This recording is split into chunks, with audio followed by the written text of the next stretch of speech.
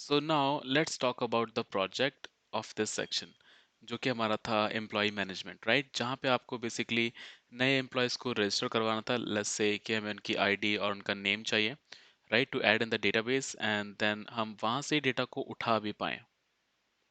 Okay, to check कि हमारा कोई एम्प्लॉय एग्जिस्ट करता है कि नहीं करता है, if someone wants to check. अब अगर कोई आपका एम्प्लॉय रिजाइन करके जाता है, so you should also be able to delete that person from the database. तो अभी तक क्या हो पा रहा था कि यार हम कुछ भी डेटा अगर जो इनपुट करवा भी रहे थे यूजर से, वो हमारा डेटा जैसे आपका प्रोग्राम बंद हुआ वो डेटा हमारा चला जाता था, because we didn't have the file handling before. लेकिन अब आपको फाइल हैंडलिंग के बारे में पता है, तो वो सारा का सारा डेटा हम किसी फाइल के अंदर स्टोर करवा के रख सकते हैं, right?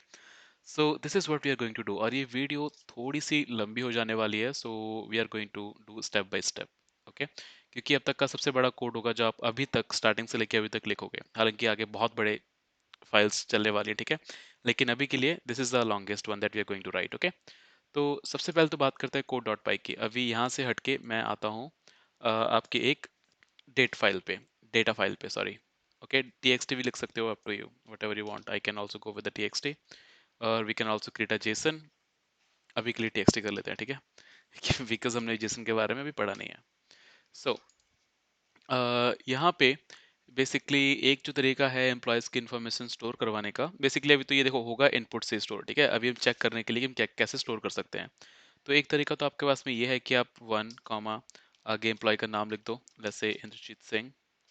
Okay, and two comma let's say Akash. Okay, three, ऐसे आप मतलब ऐसे कितने भी न्यू लाइंस में एम्प्लॉयज़ की इंफॉर्मेशन को स्टोर करके रख सकते हो, and that's totally okay. But but जब हमें उसको डिलीट करना होगा तो हम फिर सारी की सारी लाइंस को रीड करेंगे। जैसे कि अगर मेरे पास में एक इन्फॉर्मेशन यहाँ पे और थी, लेट्स से अक्षय, राइट, और अब मुझे आकाश को यहाँ से डिलीट करना है, तो मैं लाइन बाय लाइन जाऊँगा, फिर चेक करूँगा कि यार कौन सी लाइन में आकाश था, और फिर उसका ये फर्स्ट वाला कैरेक्टर ढूंढेंगे कौन सी पोजीशन पे था, फिर उसको यहाँ से डिलीट करेंगे और फिर आकाश को यहाँ से डिलीट करेंगे। It will be a lot of work, right? तो इसको ऑर्गेनाइज करने का कोई बेटर तरीका हमारे पास में है क्या? The answer is yes, of course there is. तो आप एक तो लिस्ट के अंदर भी स्टोर करवा सकते हो, ठीक है? लेकिन द बेस्ट वे इज कि आप यहाँ पे डिक्शनरी क्रिएट कर सकते हैं। आपको याद है डिक्शनरी हम की वैल्यू पेयर कर सकते थे, तो I can just give ID as key और value as name. Okay, let's say Indrajit, and for the second one I'll just say Akash। Okay, लेकिन अब आप कहोगे यार ये तो एक टेक्स्ट फाइल है, आपकी पाइथन फाइल नहीं है, तो इसको आप एज डिक्शनरी कैसे रिसीव कर सकते हो? क्योंकि अगर मैं यहाँ पे कोड में जाके लिखूंगा कि भाई पहले फाइल को ओपन कर लेते हैं। If I just go and type open, या मैं एक काम करता हूँ अभी के लिए ना, इसको आपको यहाँ पे डाल के दिखा देता हूँ। इसको हम किसी स्ट्रिंग के अंदर डाल देते हैं, मल्टीलाइन स्ट्रिंग के अंदर, str इक्वल टू 123 एंड 123, ये आपका हो गया एक मल्टीलाइन स्ट्रिंग, राइट? तो अगर मैं इसको फॉर लूप में चलाऊंगा, क्योंकि अगर उसको प्रिंट करूंगा, दिस इज सिंपल स्ट्रिंग आपकी प्रिंट हो जाएगी। If I just print it like this, ये आपका यहाँ पे प्रिंट हो जाएगा, नो वरीज, राइट? लेकिन दिक्कत क्या होगी यहाँ पे कि जैसे ही अगर इसको फॉर लूप चलाना चाहता हूँ, तो आप डिक्शनरी की तरह इसके ऊपर फॉर लूप नहीं चला सकते। इशू क्या आएगा? You will just type for I in str, और if I just go and print I, right, तो यहाँ पे हो जाएगा केस, ठीक है? कुछ इस तरीके से डेटा आएगा। तो ये ऐसा क्यों हुआ? ठीक है, इससे हम कैसे बच सकते हैं? How can we just take it as a dictionary? क्या हमारे पास में कोई तरीका है कि आप अगर स्ट्रिंग के अंदर आपके पास में डिक्शनरी है, क्योंकि जब हम फाइल से रीड करते हैं एफ डॉट रीड फंक्शन को यूज करके, तो वो भी आपका स्ट्रिंग को ही रीड करेगा। तो even if we have the file here, तो ये इसको एज अ स्ट्रिंग ही रीड करेगा। हम करके देख लेते हैं एक बार। इफ आई जस्ट से कि एफ डॉट ओपन, एक काम करते हैं विद यूज कर लेते हैं, ज़्यादा बेटर रहेगा, right? If I just say with data dot txt comma r for read, okay, and sorry as f dot read, ये आ जाएगा आपका डेटा के अंदर, है ना? और जब आप इस डेटा के ऊपर लूप चलाओगे, बिकॉज यहाँ पे हमने डिक्शनरी लिखा हुआ है, ठीक है, लेकिन यहाँ पे हमारे पास में क्या आएगा? स्ट्रिंग। यहाँ हम ऐसे करके देख सकते हैं कि अगर मैं इसका टाइप प्रिंट करूँ डेटा का, it will be str not जो हमें चाहिए कि वो, राइट। तो अगर मैं इसके ऊपर फॉर लूप चलाता भी हूँ कि भाई फॉर आई एन, आगे हमारा क्या है डेटा, और इसको मैं प्रिंट करूंगा आई को, so you are going to get the same results जैसे आपको भी ऊपर मिले हैं। Let me just clear the screen so आप ऊपर जाके देख सको, see same result, right. So this is just a multi line string जो हमारे पास में आती है। तो क्या कोई तरीका है पाइथन के अंदर जिससे कि हम इस मल्टी लाइन स्ट्रिंग को कन्वर्ट कर सकें अपनी पाइथन डिक्शनरी के अंदर?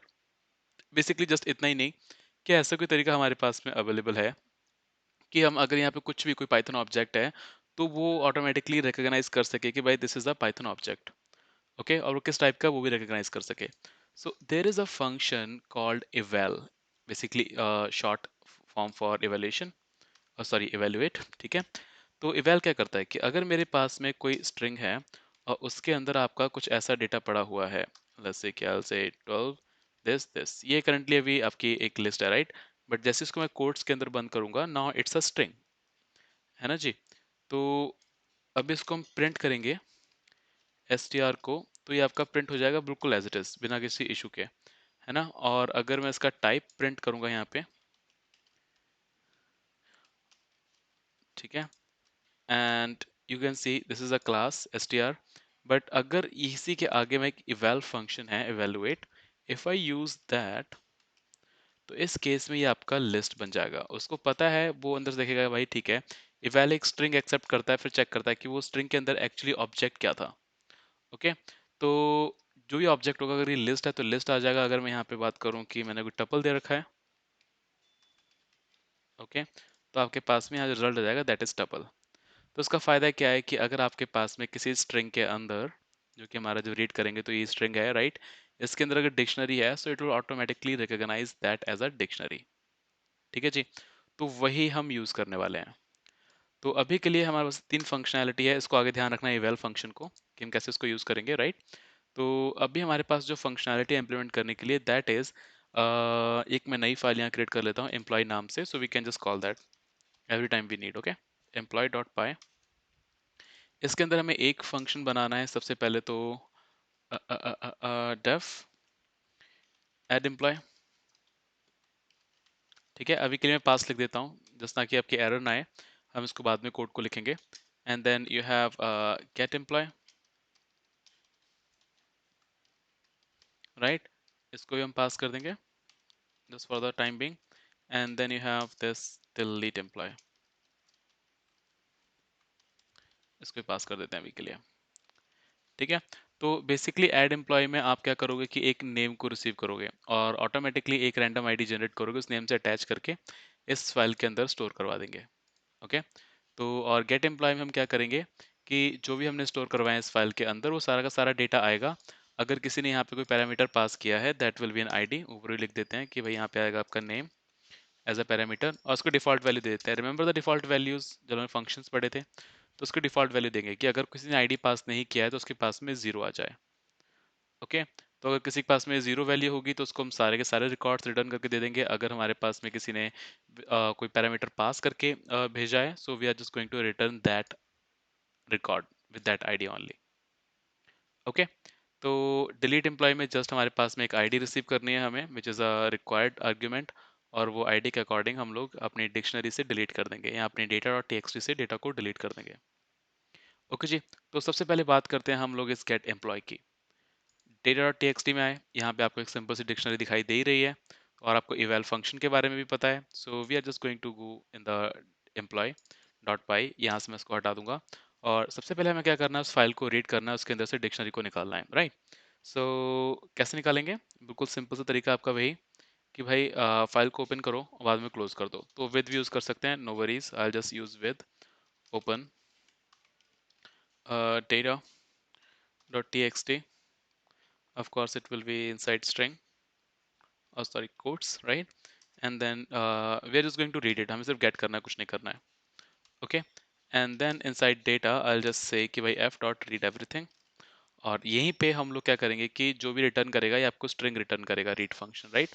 तो इंस्टेड की स्ट्रिंग रिटर्न करे, what we are gonna do here, eval करवा लेंगे क्योंकि वो स्ट्रिंग हमारी क्या है, डेटा डॉट टीएक्सटी के अंदर दैट इज अ डिक्शनरी। तो इसके पास में डेटा के पास में क्या आएगी, डिक्शनरी, एंड ऑफ कोर्स यहाँ पे आपको एज एफ लिखना है क्योंकि वो एफ को ढूंढ नहीं पा रहा है इधर। सो या this is the right syntax now. तो अब यहाँ पे आप देखो रीड, ये आपको रिटर्न करेगा स्ट्रिंग। ओके जी, आपका इतना काम हो गया।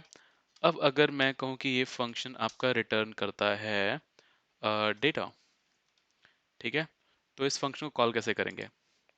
सबसे पहले क्योंकि कुछ रिटर्न कर रहा है तो आपको किसी वेरिएबल के अंदर या खाली प्रिंट स्टेटमेंट के अंदर भी लिख सकते हो। So I will just print, print में हम कॉल कर लेंगे गेट एम्प्लॉय के लिए। Okay, just give me a second. Employ, okay, and यहाँ पे अगर हम कुछ भी पास नहीं करते हैं इस पैरामीटर्स के अंदर, दैट मीन्स आईडी में ऑटोमेटिकली जीरो चला जाएगा, राइट। और अभी तो हम कुछ पास करें या ना करें, हम सारा का सारा डेटा हमारे पास में रिटर्न हो क्या जाएगा।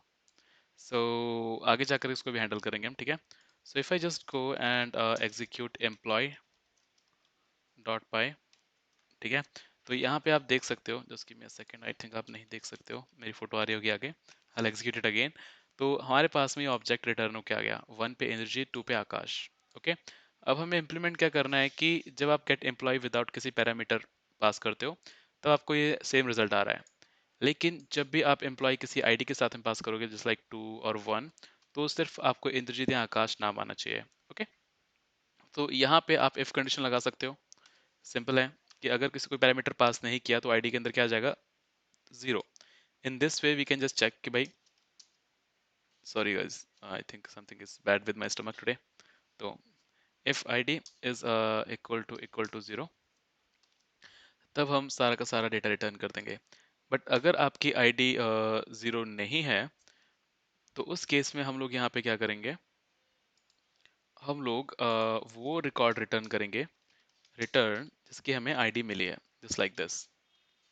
ओके, तो इसका फायदा क्या होगा कि अगर आपकी आईडी जीरो है तो वो आपका यहीं से रिटर्न हो जाएगा डेटा, राइट। अगर आपकी आईडी जीरो नहीं है that means it will be something else. तो उस केस में हम लोग क्या करेंगे कि आपकी इफ कंडीशन ट्रू नहीं होगी, जैसे आप रिटर्न कॉल करते हैं ना, उसके बाद आपकी कोई भी स्टेटमेंट एग्जीक्यूट नहीं होती उस फंक्शन के अंदर, आपका यहीं से वापस चला जाएगा मामला, ठीक है। तो जैसे कि अगर मैंने कोई फंक्शन लिखा हुआ आगे लिख दिया रिटर्न जीरो, तो वो फंक्शन रिटर्न जीरो कर देगा, फंक्शन एग्जीक्यूशन वहीं खत्म हो जाएगा। तो होगा क्या यहाँ पे, अगर आपकी आईडी जीरो है then return data. I can also write like this कि भाई एल्स, एल्स पार्ट में अगर आईडी जीरो नहीं है तो रिटर्न डेटा आईडी। बट क्योंकि सेम अगर मैं एल्स स्टेटमेंट यहाँ नहीं लिखता हूँ तब भी आपका सेम ही काम हो रहा है, so why we need to write that. Okay, तो यहाँ की अगर हम बात करें इस कोड की, ठीक है, तो अगर मैंने यहाँ पे कोई आईडी पास की जस्ट लाइक 1, इसको एग्जीक्यूट किया, you guys can see Indrajit right there, है ना। और जब अगर मैं इसी आईडी की बात करूँ 2, you guys can C Akash, right. अब जैसे ही इस चीज को मैं देता हूँ, कुछ भी पास नहीं करता हूँ यहाँ पे, कुछ भी पास नहीं करूंगा तो ये आईडी के अंदर 1 और 2 नहीं आएगा, इसके अंदर ऑटोमेटिकली डिफॉल्ट वाला आर्गुमेंट वाली वैल्यू आ जाएगी। सो उस केस में इट विल रिटर्न एवरीथिंग जो भी हमारे पास में रिकॉर्ड्स हैं। तो ये हो गई आपकी गेट एम्प्लॉयज की फंक्शनैलिटी कंप्लीट।